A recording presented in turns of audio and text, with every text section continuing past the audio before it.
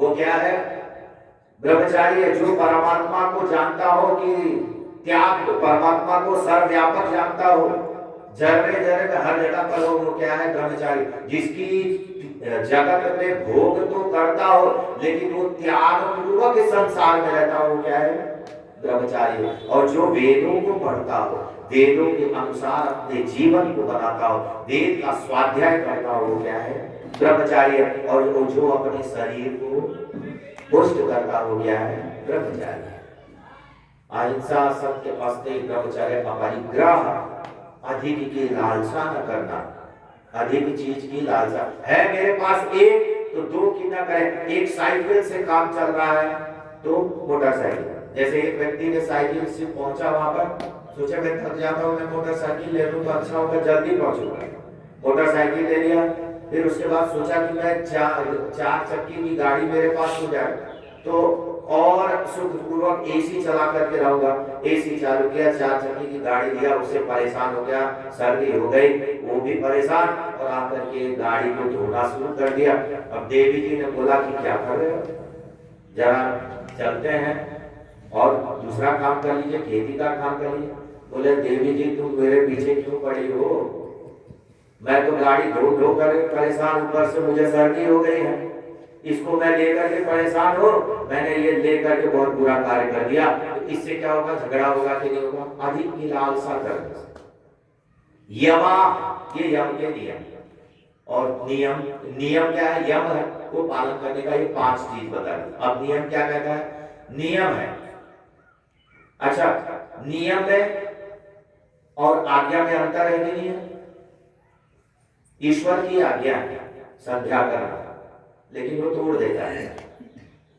ईश्वर ने वेद में आज्ञा दे दी कि व्यक्ति को संध्या करना चाहिए, तोड़ देता है।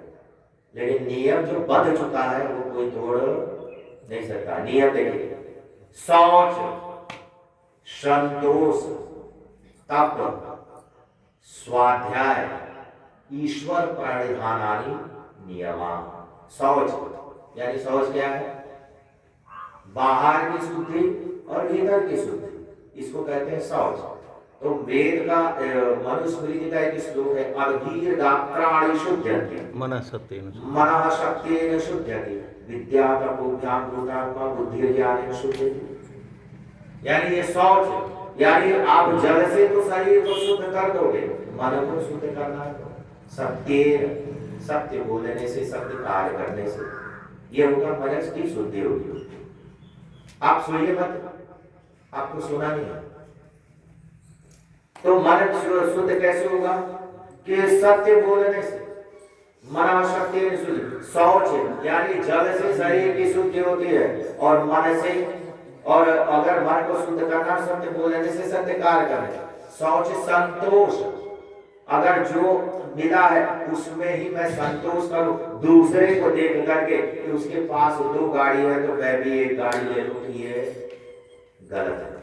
संतोष, संतोषम परम सुखम, जहां पर संतोष है वहां पर सुख है, सुख का वास है, और स्वर्ग का भी वास हो जाता है।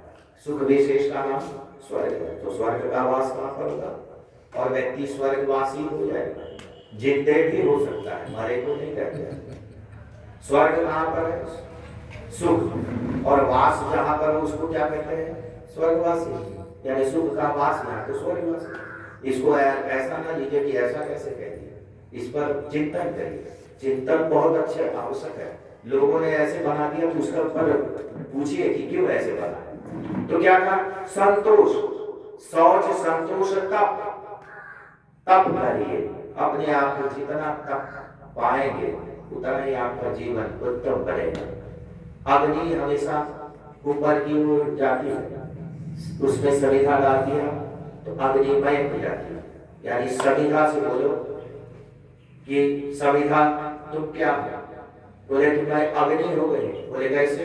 बोले मैं अग्नि में घुस करके अग्नि हो गई, मेरे अंदर में जलाने की शक्ति नहीं थी, मेरे अंदर में तेज नहीं था, खत्म था, कोई भी कुछ भी ऐसे पकड़ लेता था। लेकिन इस समय मेरे को पकड़ने में सबको संकोच होगा, क्योंकि मेरे अंदर में वो तेज आ गया है, जलाने की शक्ति आ गई है, मेरे अंदर में प्रकाश आ गया है। ये किसके संपर्क में? अग्नि के संपर्क। और जैसे अग्नि के संपर्क में समिधा तेजवान हो गई, प्रकाशवान हो गई, वैसे मैं परमात्मा के संपर्क में रहूंगा तो मेरा भी जीवन कैसा होगा? तेजस्वी हो जाएगा, प्रकाशित हो जाऊंगा, बुद्धिमान हो जाऊंगा, उत्तम गति को प्राप्त करूंगा। तो इसलिए हमको ये धारण करना, ये तप करना।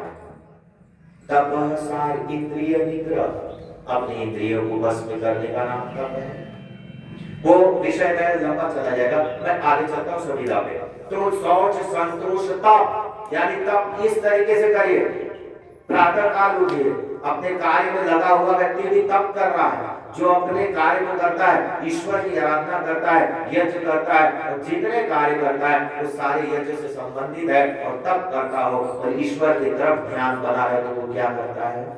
तप करता है। शौच संतोष तप स्वाध्याय, वेदों का स्वाध्याय किए।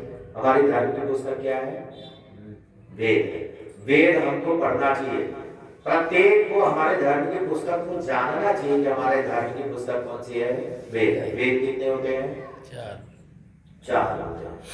ऋग्वेद, यजुर्वेद, सामवेद, अथर्ववेद। ये चारों वेदों को हमको न पढ़ सके तो थोड़ा थोड़ा करके एक एक पन्ना पढ़ते रहें। और उसके संबंधित एक पुस्तक है जिसका नाम है सत्यार्थ प्रकाश।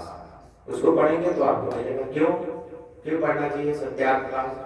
क्योंकि सत्यार्थ प्रकाश में 377 ग्रंथों का हवाला है और 290 पुस्तकों का प्रमाण उसके अंदर में मिल जाएगा। 290 पुस्तकों का प्रमाण, 377 ग्रंथों का हवाला, 1542 वेद मंत्र और शास्त्र भरे पड़े हैं। बोलो पढ़ना चाहिए कि नहीं पढ़ना चाहिए? उसको पढ़ेंगे तो आपको पता चलेगा कि सत्य क्या है, सत्य क्या है, धर्म क्या है, अधर्म क्या है, और पाप किसको कहते हैं, पुण्य किसको कहते हैं। उसके अंदर में सारा चीज महर्षि दयानंद ने उत्तम दे दिया। हमारा ग्रंथ है तो उसको पढ़ेंगे। ये स्वाध्याय, तो स्वाध्याय किस चीज का? फिर एक होता है स्व अध्याय, अपना अध्याय। मैंने जीवन भर क्या किया है, मैंने पूरे 24 घंटे में कितना काम किया है, कितना सही किया है, कितना गलत किया है। एक डायरी बना करके लिखिए, सही इधर है, गलत इधर है। अब उसको कंपेयर कीजिए कि ये करना चाहिए कि ये करना चाहिए। ये करना चाहिए तो उसमें टिक मारिए, नहीं करना चाहिए तो चेक मारिए, तो आपका जीवन उत्तम बन जाएगा। ये स्वाध्याय और ईश्वर प्रणिधान। कभी भी कोई कार्य करो तो मेरा नहीं है। अभी हमने क्या कहा? इदं नमः, इद माने यह, इद माने यह, न माने नहीं, मम माने मेरा, यह मेरा नहीं।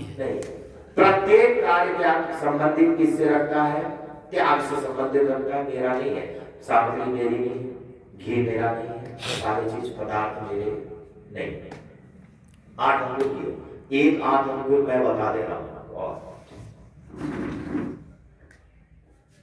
महाभारत का एक श्लोक है, अष्टचक्र नहीं, अष्टौ गुणा पुरुषम दीप्यन्ति, अष्टौ गुणा पुरुषम दीप्यन्ति, प्रज्ञां च कौल्यं च दमः श्रुतं च पराक्रमश्च अबाहुभाषितश्च यथाशक्ति कृतज्ञता।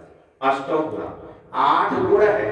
पुरुषम दीप्यन्ति, पुरुष को दीपक की तरह प्रकाशित कर देता है। वो 8 गुण में से पहला गुण क्या है? बुद्धि। प्रज्ञा, प्रज्ञा माने बुद्धि। बुद्धि यस्य बलम तस्य निर्बुद्धि कुतो बलम। जिसके पास बुद्धि है उसके पास बल है, जिसके पास बुद्धि नहीं उसके पास बल नहीं। सबसे पहले लिखा गया है बुद्धि, क्यों नहीं धन को लिखा? मान लीजिए एक व्यक्ति के पास धन हो, बुद्धि ना हो, तो क्या करेगा धन का? जुए, शराब, अड्डे में लगा देगा।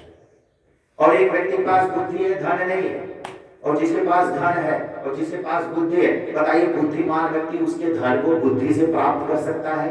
बिल्कुल। तो सबसे मूल्यवान धन क्या है? बुद्धि। बुद्धि यस्य बलम तस्य निर्बुद्धि कुतो बलम, विनाशकाले विपरीत बुद्धि। जब व्यक्ति का विनाश होता है तो बुद्धि फेल होती है, धन नहीं। बुद्धि फेल हुआ तो धन भी बर्बाद हो जाता है। और बलवान व्यक्ति वही है कि जिसके पास बुद्धि हो, है कि नहीं? अब कैसे है? आपने हाँ कहा है, आपको बताना पड़ेगा कैसे है। आप सुनो, एक बलवान व्यक्ति हो, एक बुद्धिमान व्यक्ति हो, दोनों आपस में लड़ जा रहे हैं, तो जीतेगा कौन? बुद्धिमान कैसे जीतेगा? वो बुद्धि से अपने बुद्धि से वो सांड की तरह अंदर घुसेगा, वो बुद्धि से नीचे से टांग पकड़ के खींच के गिरा देगा। बोले बुद्धिमान जीतेगा कि बलवान जीतेगा? इसलिए परमात्मा बहुत बढ़िया लगा।